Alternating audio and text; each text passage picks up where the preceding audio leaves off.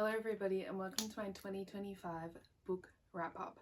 I did the exact same video for my 2024 reads and I thought why not do it again this year because I had some amazing reads in 2025 and I want to share with you my thoughts and opinions and just give them the reward they rightfully deserve. So I hope you enjoy and welcome to the 2025 book tag.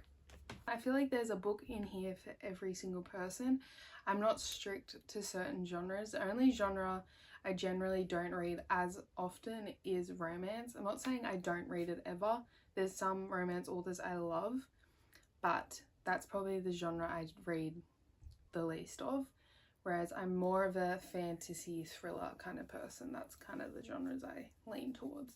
The first prompt we have is the best cover. Now, I have some beautiful books for this. Like, some books I read, I was like, wow, this cover, it did sell me on it. And a lot of the books I read, it was because of the cover. But my top 4 are Harry Potter and the Half-Blood Prince. It's just a classic. It just looks so sleek, I feel like. It looks cool. And these are like the newer covers, and I definitely prefer the older ones, but for some reason this cover just sits good in my soul. Then we have The Courtier and Bristol Keats. Again, it's very simple but very beautiful, I feel like. And again, my mum picked it for me based off the cover, so gotta give her some credit there. Then we have Remarkably Bright Creatures, which is just a stunning cover. It's so like just kind of just gives like happiness. It just exudes happiness, and I feel like that's kind of what the book is, so it's very fitting. And then we have The Conditions of Will, which I know a lot of people didn't like, but her friend actually paints her covers. And I feel like they're all very beautiful, and this one is no exception. I loved this cover. Out of the 4, I would probably say my favourite is Remarkably Bright Creatures, only because it is very unique. It's just a beautiful cover, and it's definitely my favourite of the year. The next question I have is the craziest plot twist. Now, because I read a lot of thriller books and fantasy, I feel like they're the books with the most common, I would say they're the genres of the most common plot twist. I can almost guarantee anytime I read a thriller there will be a plot twist, even if I don't see it coming, or I see it coming regardless, there will be a plot twist. So I've got 3 books for this that stand out to me. The first one is Never Lie. Now, I have suggested this book to so many people purely because of the plot twist. It was an insane plot twist, and I remember reading it going, holy cow. And I think I had that reaction as well because a lot of the time with Freida McFadden books, they're quite predictable. Not saying that's a bad thing, it's just a fact. They are quite predictable. But this is one of her books where I did not see it coming and I was left shocked. So if you haven't read that book, please read it. It was one of my top reads of the year. Then I have Not Quite Dead Yet, which I think it's by Holly Jackson. That was a later read for me later in the year, and I read it purely because Lacey gave it to me because I was in the biggest reading slump ever, and she's like, you know what, read this, it's really good. And I read it, and unfortunately I spoiled the plot twist for me, but even when I got to the plot twist I was still shocked even though I knew it was coming. Basically, if you don't know what that is, it's a girl trying to discover who's murdered her. So she's not dead yet, but she is dying, and she's trying to discover who's done it, and the person that did it, I was quite shocked, not gonna lie. Oh, sorry, I have 4 options. Then we have The Boyfriend by Freida McFadden, which I read not too long ago in December, I think. And again, the plot twist in that was kind of predictable, but at the same time, didn't expect it. It's again trying to discover who this killer is, and it's a lot of back and forth, like with the past and the present, and that's why I was so shocked because I didn't realize who the past was talking about. But that was a really good plot twist. And then my final one is a bit rogue, but it's Pet Sematary by Stephen King. Now, the storyline itself wasn't crazy. Like, if you haven't read or seen Pet Sematary like me, I'd never seen the movie, I've never read the book, so the whole thing was quite like shocking to learn about. But the ending I was like quite shocked by, because spoiler alert, spoiler, would you expect nothing else? I give spoilers, sorry, sue me. But basically you can like rebury animals and they'll come back alive, but they'll come back as a different they won't come back as themselves. They'll be strange. And this man, his wife ends up dying, and you know what he does? He buries her again, and she comes back alive, and she's not the same. But the way it ended, it was scary. The ending was scary. That's why it was a crazy plot twist for me personally. I don't know if it would be for other people. For me, it was a lot, not gonna lie, because it ended up scaring me. That's why. But out of the 4, my top one would probably be Never Lie. Because I just remember reading it going, holy cow, I did not see that coming. And I feel like Freida McFadden is really good at making you think you know what's happening, and then that's the opposite. Now, my next one is the best banter. I have 3 options for this, and I feel like banter in the books really makes a book so much more enjoyable all the time, especially if I am reading a romance book. I would love some banter. I love when it's not obvious, even in the slightest, where it's going. And these are my top 3 picks. So the first one I have is Joey and Aoife from Saving Six. They're kind of like, he's like the bad boy and she's like the goody. She's not the goody two shoes, but she's definitely a lot more put together than he is. And the banter between the two just fits so well because they're just not, they're very similar, but from an outside perspective, they probably don't seem like they are. But their banter was unmatched, especially for characters in a book being so young. I feel like it was quite nice to see the banter between them. And they're not like, it's also better because they're not like together a lot of the time. It's just like friendship banter, but you know there's more. The next one I have is Eden and Josh from The Way I Used to Be. Their banter isn't like, I wouldn't say as much funny, because she's a lot more innocent and he's kind of come into her life at a very bad time for her.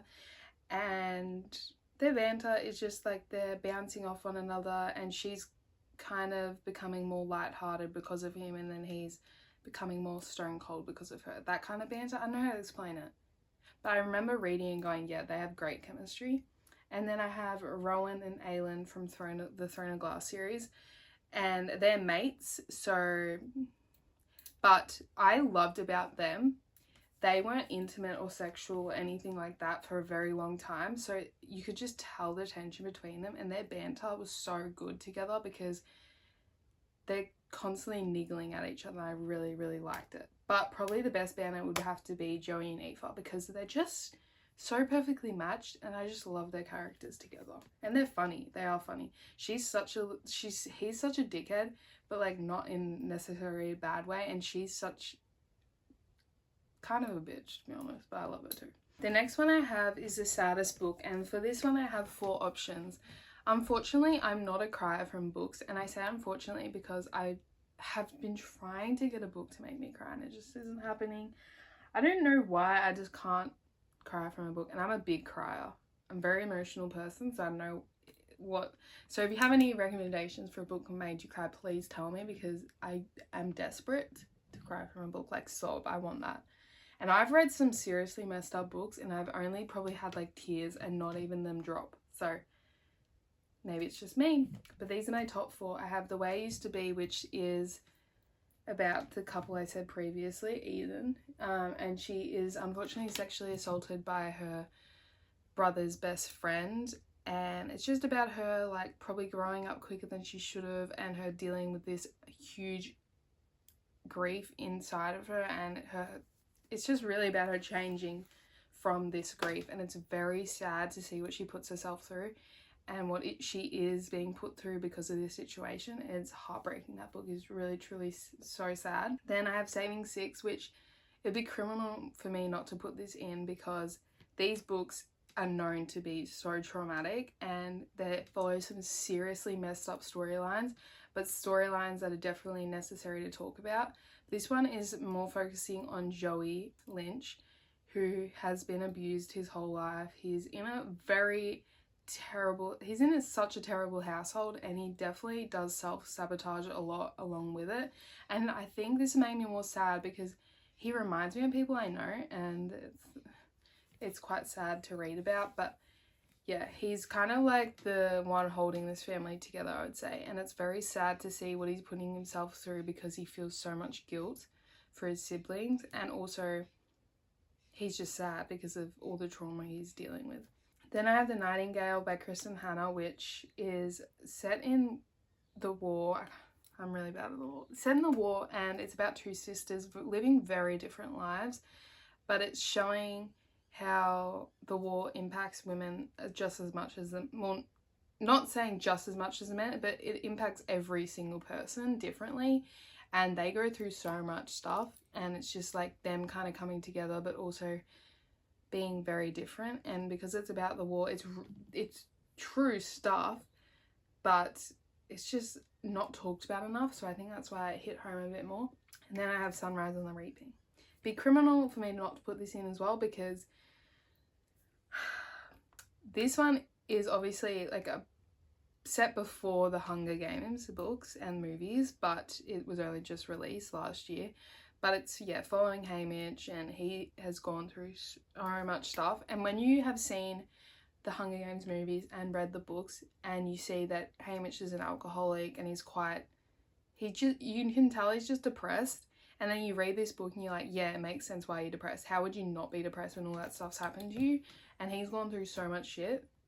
So that's obviously why that had to be on there. But out of the four, I'd probably personally, they're all so sad in their own right, but personally to me the saddest book would have to be The Way I Used to Be, because it just, I've gone through grief myself, obviously nothing like that and nothing that traumatic, but the way it was written was so beautifully, it was just so beautifully written, and it was so sad to see how quickly and how much she changed because of this one traumatic event, and how no one really knew what was going on with her, and she just had to pretend to be okay constantly.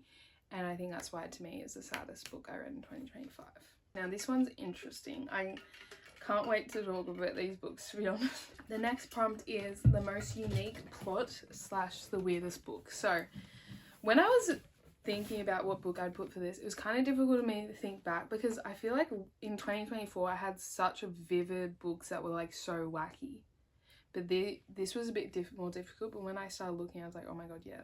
The most unique plot / weirdest book, I had 3 options. Now, I'll go from the most tame to a bit more out there, but the first one I had is Wings of Starlight, which is like I feel like it's like a children's book written for like late teenagers, early adults kind of thing like that. It is very YA, don't get me wrong, but I really loved it. But I found it quite unique because it is about these things called nightmares, and they literally put people into like a trance where they can't move, and they're like basically in a coma, and they're living in a constant nightmare in their brain. That's why I think it was a very unique plot. Now these ones I would say are a bit more weird and kind of uncomfortable, but the first one I have is Credence. Now if you know what Credence is, you either know of it because you've read it and been through that experience, or because you've heard everyone talk about how messed up it is. And unfortunately, I'm the person that read it.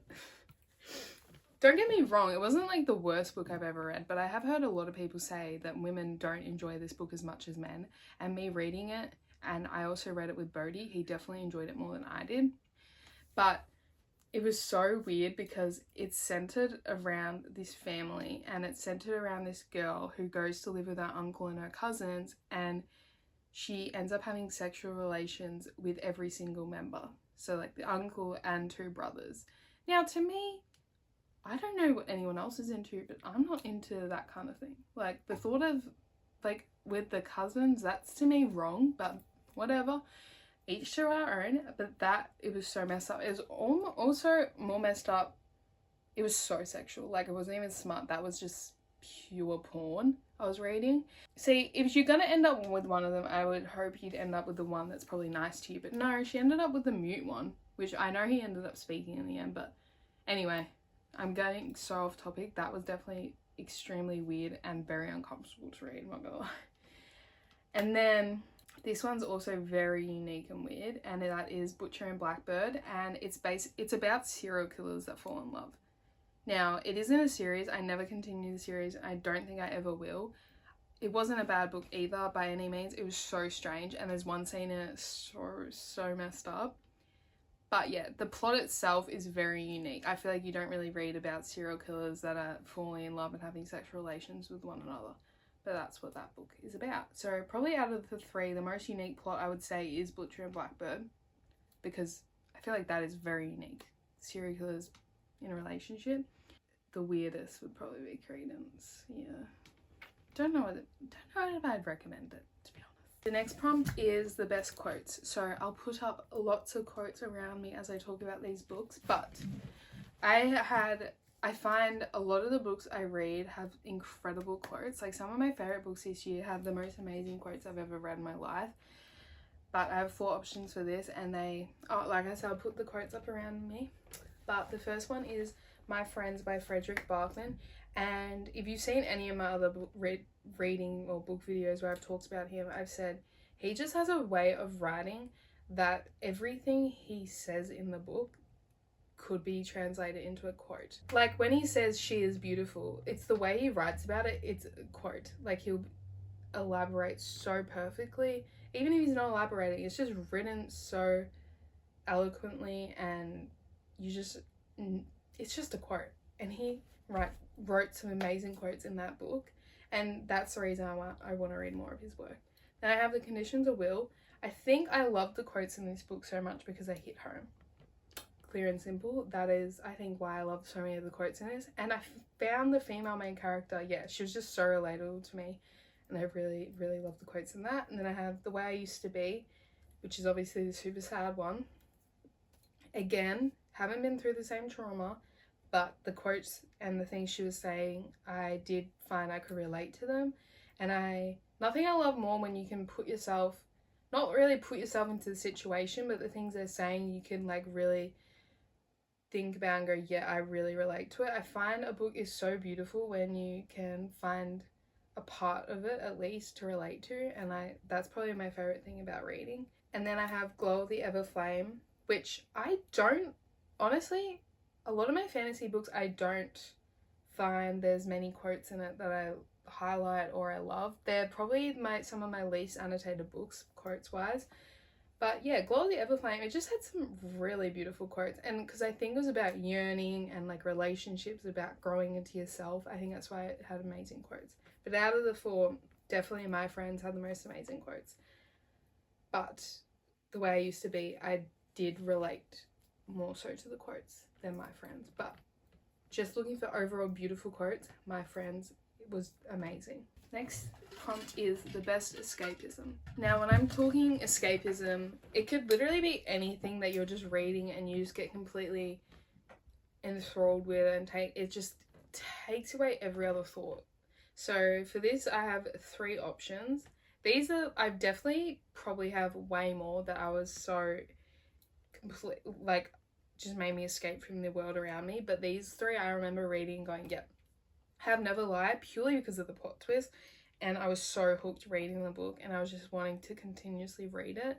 And I think it's because it was not relatable at all. Sometimes a book is so good at helping you escape because it's just not relatable.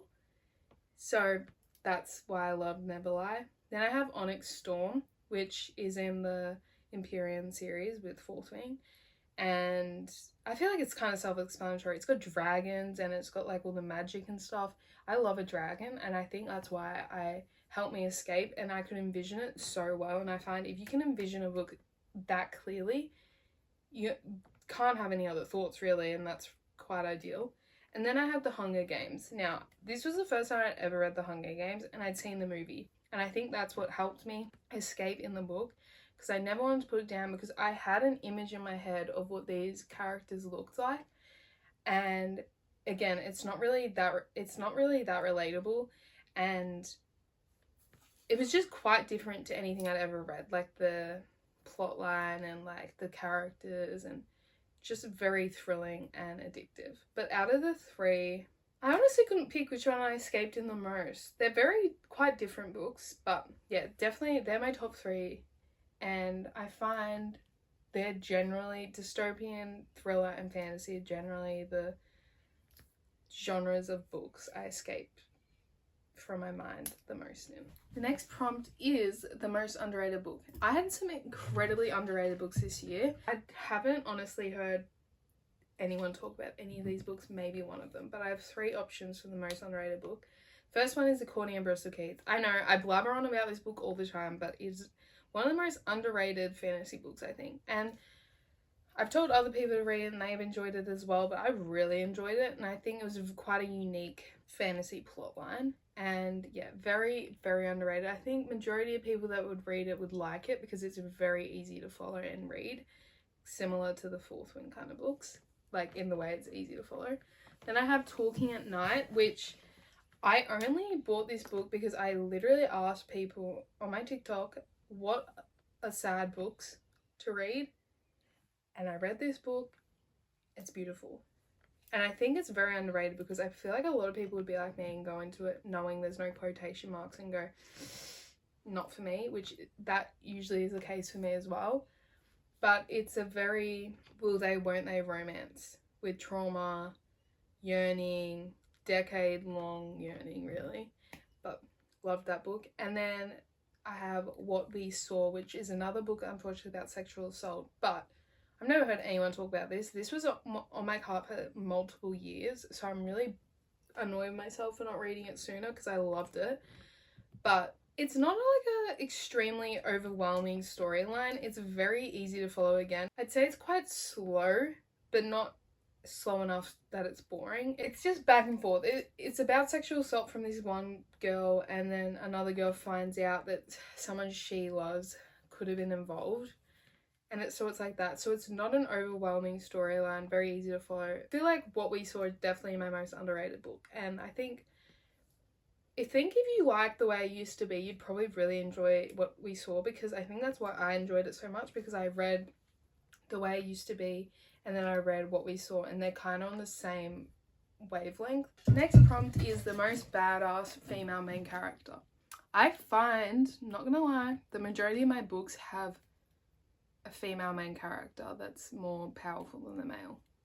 I don't know if that's just how authors write nowadays or what, but when I'm really thinking about it, the only like male badass characters I can really think of are Xaden from the Empyrean series, Harry Potter obviously, and I feel like the rest are kind of like side characters. But these are my 2 badass female main characters, and they're both from the Throne of Glass series, and that is Aelin Galathynius and Manon Blackbeak. Now, out of the 2, I'm obsessed with Manon. She is a witch, and Aelin is like the queen of this world. But Aelin's like the typical badass. She was an assassin, and then she discovered she was the queen of this place.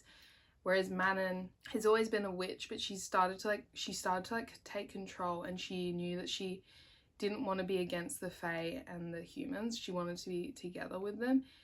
And I feel like she was more badass because she went against what she'd been taught, and she went against the people in her life because she wanted to do what was right for her. And I actually am obsessed with Manon. When people say they don't like her, I just don't get it.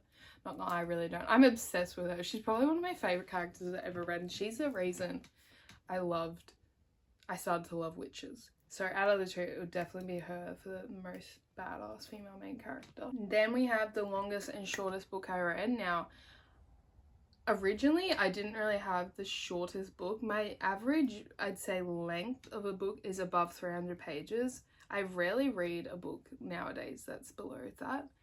But this year, towards the end more so, when I went away and stuff, I picked up a lot of shorter books just because they were easier to read and just on the move and stuff. My shortest book was Wuthering Heights, which was actually the retelling of Wuthering Heights, so it's not the original. But that was under 100 pages, so one day easy read, very easy read. I loved it. I think I did rate it like a 5-star. That was a really good book. So for it to be a 5-star and that short, that's shorter than a novella. So that was my shortest book. And my longest book was Kingdom of Ash, which is the final book in the Throne of Glass series. That was, I think, 984 pages, so that was a really chunky one. To be honest though, read that way quicker than I expected to, and that is the longest book I've ever read, period. So I was quite impressed with myself for reading it that quickly, to be completely honest with you. Now the time has come where I talk about the worst books I read and the best books. Now I have lots of options for worst and best, because my lowest rating for worst book was a 1.5, or a 2. That was my lowest rating. Now, majority of these books were towards the end of the year, and this could be my own fault because I was in a huge reading slump towards the end of the year, and I think nearly all these books were when I was in the reading slump. So take my ratings with a grain of salt, but I have 4 options for the worst book. I have Come Again, Children of Eden, and The Maid, which are all a 2-star, and then I have The Moonlight Dreamers, which is a 1.5. So you technically say The Moonlight Dreamers was a 1.5, but I have something to say about that.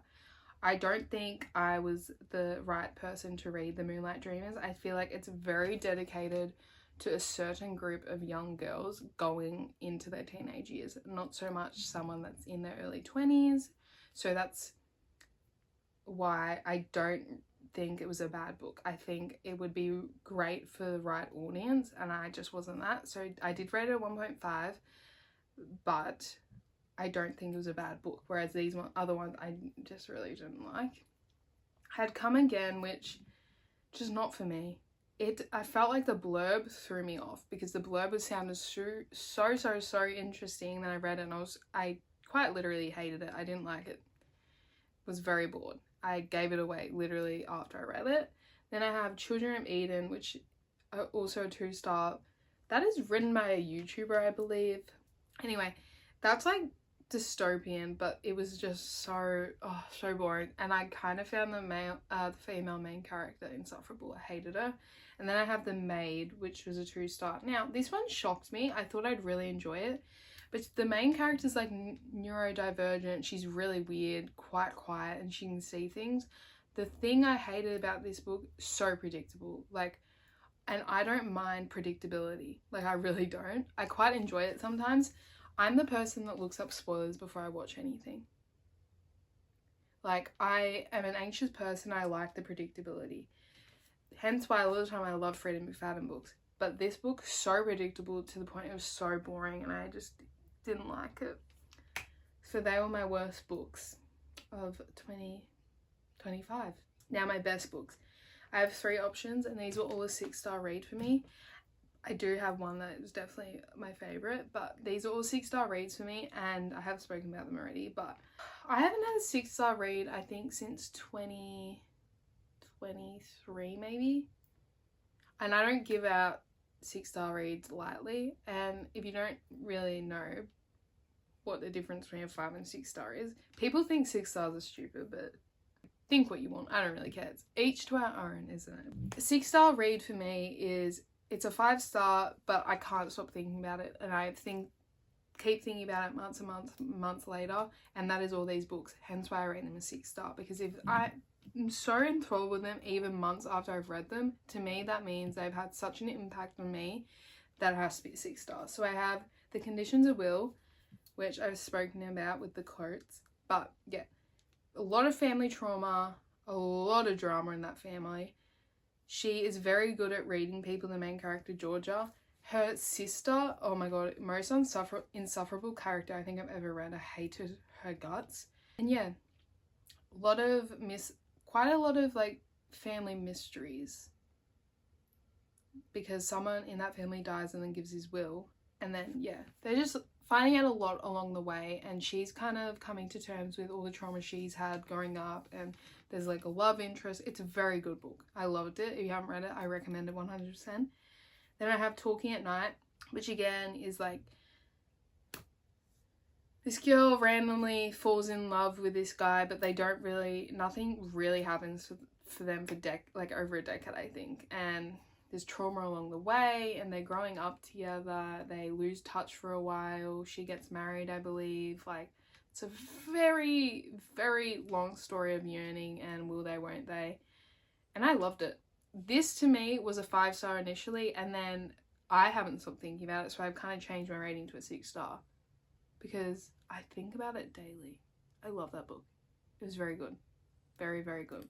But my best book of the year would have to be The Way I Used to Be, which is also a 6-star for me, but very traumatic. Like, I don't know what I was going through at that point in time, because I did read a lot of traumatic books and a lot about like very dark topics like sexual assault and stuff like that. So if you're not really wanting to read that, completely fine. But I wouldn't say, obviously that's the main plot of the book, but I wouldn't say overly is about that. It's more so, to me at least, it was more so about her dealing with the trauma, her changing over time, her becoming probably a lot more like an adult way too quickly. I can't remember how young she was, but she was quite young. I think like 14, 15 maybe. She was very young, so it was her growing up way too quickly and like forming relationships probably at the wrong time, and them not going the way she wanted to because she'd been through all this trauma, and then her keeping secrets from her family, and like, yeah. I think that's why I really, really enjoyed it, because it was about that, but also it was a lot of it was about her just kind of being unfairly treated by those she loved all of the time, and also having to unfortunately grow up way too soon, way too soon. And yeah, very beautiful book about all of that. I just loved it. It was definitely my favorite book of the year, and that was another book I only read because I asked people what should I read to make me sad, and it did make me sad. I didn't cry. It made me very, very, very sad. But that was my top book of 2025. So that was my 2025 book awards. Sorry it's a bit late, but nonetheless, I had a mixed bag of reads this year. Definitely, I don't know if I was more lenient at the beginning of the year or what, but I definitely enjoyed the first half of the year probably a lot more books wise. I think it's also because I got in a book slump. That is a part of a reader's life, unfortunately, and I just forgot what it felt like. But I had amazing reads in 2025, and I did end up reading 81 books, which is well and truly above my goal. I think I set my goal at 50 books.